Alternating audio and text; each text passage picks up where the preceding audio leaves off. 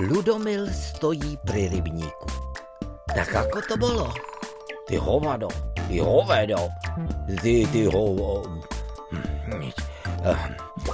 Tak ešte, tak inak. Ty prasa, ty osol, ty chrava, ty sop.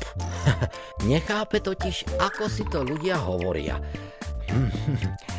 Asi sa chcú stať zvieratami. Musí to fungovať i opačne, takže by som si mohol skúsiť, aké to je byť človekom. Človeče, vy ste ale naozaj osol, čo nechápete metaforu? Ďalšia stanica Kamenné námestie, uľaví si. To sa len tak hovorí, obrazne vy.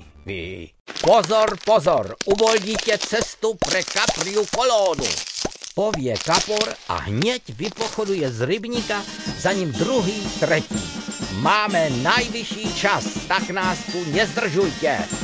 No úplná kapria armáda a mierí pevným krokom niekam do mesta.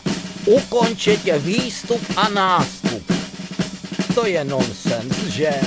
Kapry na nohách, kdo to kedy videl? Krtko je chytrý ako rádio. Choďte sa vypchať a ustúpte z cesty. Ponáhlame sa ku štedrovečernému stolu. Volá ešte z diaľky kaprál a kolóna mizne za kopcom. To som z toho jeleň, povie celkom zmetený ľudko a vrtí hlavou. Teda sop, keď dovolíte. Nevideli ste kaprov? Nevideli ste kaprov? Nevideli ste kaprov? Nevideli ste kaprov? Nevideli ste kaprov?